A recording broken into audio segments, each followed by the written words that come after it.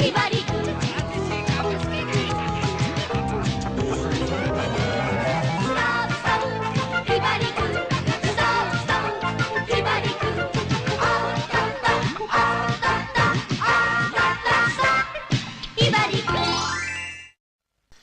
this is Fighter Counts for this week's episode of The Drop. And on this week, we've got some Marvel news because Black Panther trailer dropped right as I'm recording this. And I've got some DC news, I've got some Nintendo news, and I've got some BlazBlue news. Or BlazBlue Cross Tag Battle news, to be more exact, because it's a crossover game. And if you guys want anything for me to talk about, send them my way. Follow me on the social media in the description below or right on the bottom of the video. You see those icons with names written next to them. Those are my names on those social media platforms. Check me out there. Send me a message or something. I won't bite. Comment even. And with that said, let's get on to it. This dropped right when I was about to record. Marvel just unleashed the Black Panther official trailer right on their official YouTube page and everywhere else. Has also uploaded. Actually, it has more views on another YouTube page than on the official Marvel page. But yeah, so we got to see the trailer. It's 2 minutes long, and we got to see what Wakanda is like. We got to see Claw from the Avengers. First or second. Second Avengers movie. Jeez, I forget these things. So we saw Claw in there. We see the other villain who I don't remember. I think in the comics proper, that's his uncle. He looks too young to be T'Challa's uncle. I don't know what they're going for with this movie exactly. But, the other Black Panther type powered guy. That's a quote. The other Black Panther type powered guy. Is that even English? No, we also saw the references to the other Avengers, the other Marvel movies. In the beginning, they mentioned, I've seen aliens fall out the sky. I don't get that. Why can't they just name them? Why is it always that hammer guy? Or, I've seen aliens, I've seen gods. I don't know. That's getting kind of old to me. It looked good, though. I liked what I saw of the action. And I liked that they showed Wakanda as technologically advanced. That's good. That makes me happy. Other than that, it's your trailer. It has music. That's another thing I don't get. Just because it's like, does it need hip hop exactly? Although the revolution will not be televised being quoted, it's kind of cool. There's actually a house song that has that same poem that I urge you guys to check out if you're in the house. It's really good old school house. It's called "The Revolution Will Not Be Televised" by the Soul Rebels.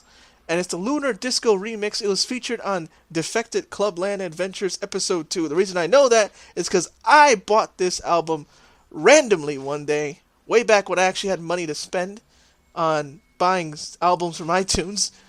And I wish I saved that money now, because I am... Well, it's, a lot of people are like me. I am broke. I actually have no money. $0. Zero.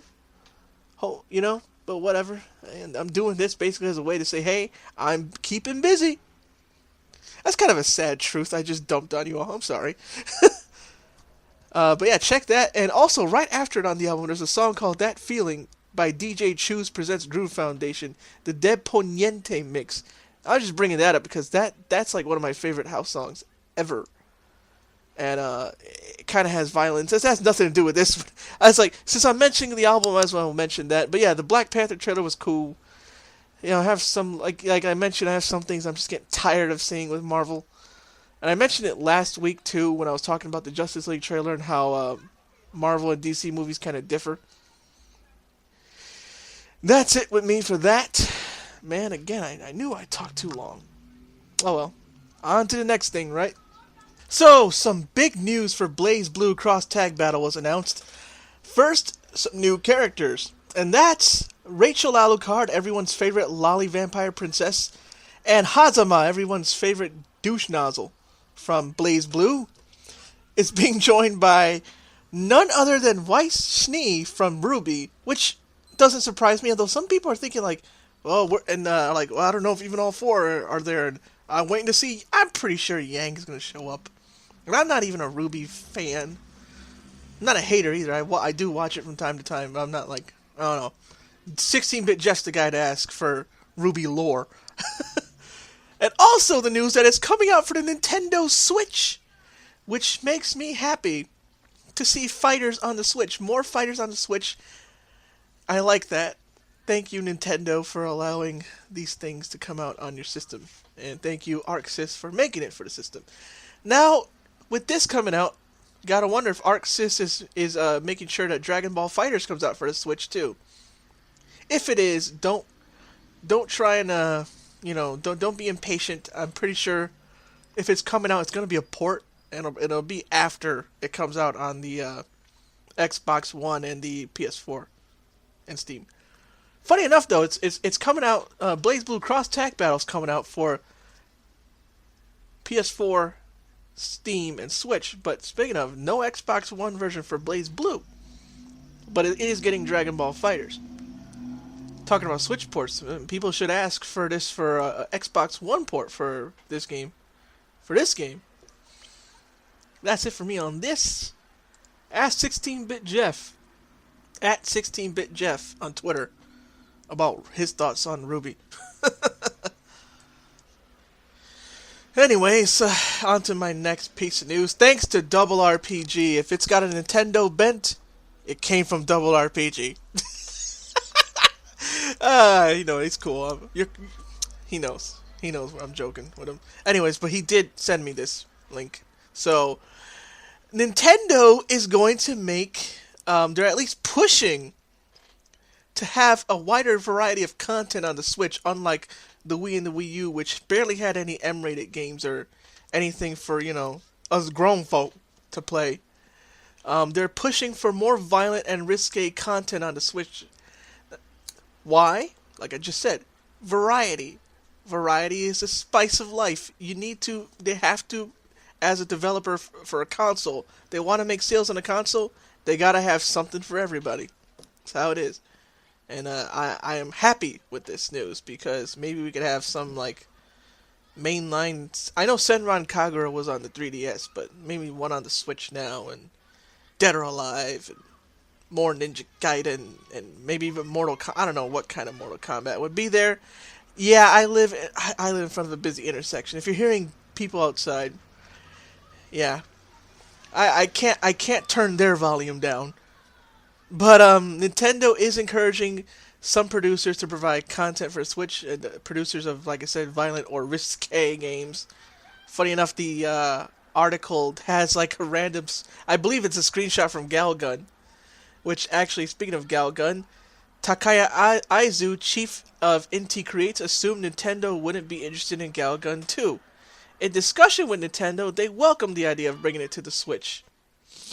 They also said that parents have several ways to ensure their children don't play these games aimed at adults. And also, Koei Tecmo says Knights of Azure 2 Switch sales are not bad in Japan. And Tak Fuji, the one and only Tak Fuji, has said that Nintendo has opened its window to more developer, and it has gotten much kinder to companies new to Nintendo platforms. This is good. This is very good. I'm glad, Nintendo. There's some things that make me say I want to switch, and there's some things that make me say I should wait. But the more you do stuff like this, the more I'm actually gonna think about getting a Switch. Which, I don't know how. Like I said, I'm broke. But whenever I get money, I'll get it. Whenever I get a source of income, I'll get a Switch. Sooner or later. Alright, now on to my last piece of news. Hopefully I remember to put these in order. But my last piece of news is... Well, let's get to it. Alright, finally I have some DCEU news. Mainly about Zack Snyder. If it's comic related, you bet I got this from Jeff. 16-bit Jeff. Except for that Marvel news. I actually got that from seeing Sobo Ryu's Facebook feed and going, what? I gotta click that. Sometimes things just aren't that exciting. That's real life for you. That's how I get some news stories. But thanks to Sobo Ryu of Shin Station. Anyways, the main thing is from... They're both from Comic Book Movie, but the main article is about Zack Snyder DC Entertainment president admits Justice League director Zack Snyder's vision differs from theirs. The main quote is what's the name? Reisman? Just Reisman and Jeff Johns. Anyways, Vulture published a whole long piece. It was basically an opinion piece. I actually talked about it on a previous The Drop. And it became clear that there are big changes coming to the DC world. And here's the quote. That was actually a quote that didn't show up in the finished piece, but that Diane Nelson gave me, the journalist Reisman recalled. It was to the effect of, "We are a director-driven place, and Zack Snyder had a vision that didn't necessarily sync up with what our vision of these characters is, but we respect that he wanted to go for that, and that's part of our philosophy." So that's him done with DC? Not necessarily. But Jeff Johns raised concerns from day one that Man of Steel, that Snyder was taking Superman in the wrong direction.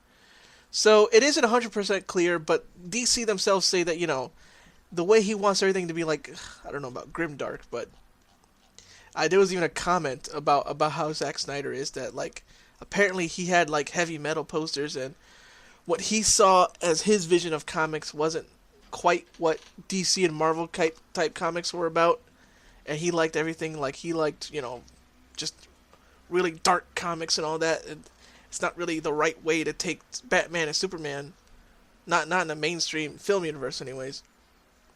There was also Kevin Feige even commented, and here's his quote on a separate article from Comic Book Movie that Jeff also brought up to me sometime earlier. I don't remember when. But the quote is, "I'm not one to bestow advice unto others. I think you can look at what they did with Wonder Woman, and they figured that out. I've got great confidence in Jeff Johns over there, and now Joss Whedon helping them out. That just makes me excited as a fan to see what's next." So even Feige's like, yeah, what they're finally getting it right. The way the new head, Jeff Johns is taking things in the right direction for DC apparently. What do you guys think? Let me know in the comments. That's all I've got for the drop this week. I have a blooper for you. You'll know when you hear it. It's bloopers. You'll hear it. See you next week. I wasn't supposed to record that.